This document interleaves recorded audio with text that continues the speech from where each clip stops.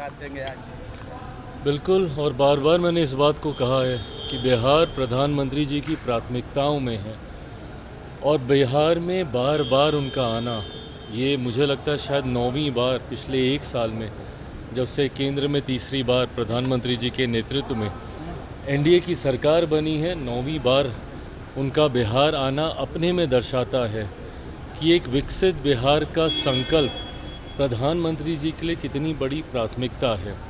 ऐसे में आज एक बार फिर हज़ारों करोड़ों की सौगात बिहारियों को वो समर्पित करके जाएंगे और मैं मानता हूँ कि ये प्यार बिहारियों के लिए जो प्रधानमंत्री जी के दिल में है और बिहारी जिस तरीके से प्रधानमंत्री जी को प्यार करते हैं, ये अपने में एक ऐसा जोड़ है जो बिहार को विकसित राज्य बनाने की दिशा में और ज़्यादा गति देगा। लेकिन विपक्ष कह रहा है कि झूठ बोलेंगे और कुछ देंगे नहीं, चले जाएंगे।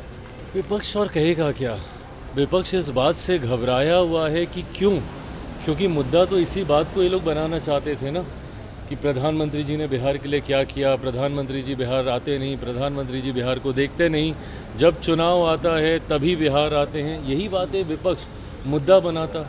पर जिस तरीके से निरंतरता में ना सिर्फ प्रधानमंत्री जी बिहार आए, ना सिर्फ प्रधानमंत्री जी ने बिहार को लाखों करोड़ों की सौगात अभी तक देने का उन्होंने काम किया, बल्कि जो योजनाओं का उन्होंने शिलान्यास किया, जिन जिन योजनाओं को, उसका शुभारंभ भी उन्हीं के हाथों हुआ है और आगे भी कई ऐसी योजनाओं की शुरुआत प्रधानमंत्री जी के द्वारा की जाएगी। तो विपक्ष के पास अब मुद्दा बचा नहीं, तो सिर्फ यही बोलेंगे कि भाई आएंगे, झूठ बोलेंगे, क्योंकि अब कोई ऐसी बात विपक्ष के हाथ में अब है नहीं जिसको वो आधार बनाकर केंद्र सरकार या प्रधानमंत्री जी या हम लोग की डबल इंजन की सरकार के ऊपर वो किसी भी तरीके का प्रहार कर सकें। राजद ने ट्वीट किया है और कहा है कि पिंडदान करने आ रहे हैं नीतीश कुमार जी का और राजनीतिक। गलत बात है ना, किस तरीके की शब्दावली है ये?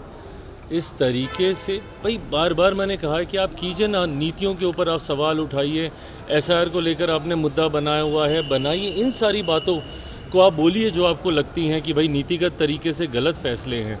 पर इस तरीके से कहना, पिंडदान, मुख्यमंत्री जी के बारे में इस तरीके के अपशब्दों का उपयोग करना, ये कतई उचित नहीं है, इसकी मैं निंदा करता हूँ। तेजस्वी यादव कह रहे हैं कि राहुल गांधी को पीएम बनाएंगे, जिस तरीके से जो समर्थन मिल रहा है।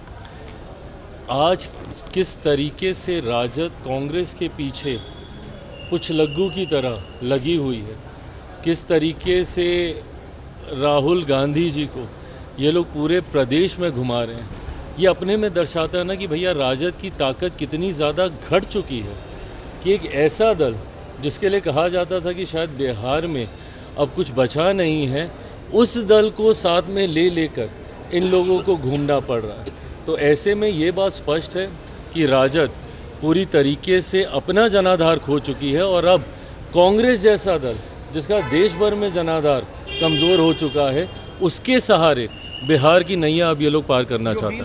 बिल को लेकर तेजस्वी यादव ने कहा है कि मुख्यमंत्री नीतीश कुमार और चंद्रबाबू नायडू जी को जेल भेजने की तैयारी में है। ये वही लोग हैं ना जो कि भ्रष्टाचार पे जब जेल जाते हैं तो परिवार के दूसरे सदस्यों को कुर्सी देते हैं। ऐसे में जब पारदर्शिता की बात आएगी, जब भ्रष्टाचार और भ्रष्टाचारियों पे कार्रवाई की बात आएगी, तो कांग्रेस, राजद जैसे दलों को सबसे ज़्यादा परेशानी होगी। क्योंकि इनका आधार ही भ्रष्टाचार रहा है। कांग्रेस का शासनकाल देख लीजिए, उसमें हुए घोटाले देख लीजिए, और राजद के घोटालों का जिक्र तो देश ही नहीं दुनिया में लोग करते हैं। तो ऐसे में जब केंद्र की सरकार भ्रष्टाचारियों के खिलाफ ऐसे बिल लेकर आएगी तो सबसे ज़्यादा तकलीफ इन्हीं लोगों को होगी। Thank you. अगर आपको यह हमारा वीडियो पसंद आया हो तो इसे लाइक और शेयर करना बिल्कुल ना भूलें। साथ ही हमारे चैनल न्यूज़ गंगा को सब्सक्राइब और फॉलो जरूर करें ताकि देश और दुनिया की हर बड़ी खबर आप तक सबसे पहले पहुंचे।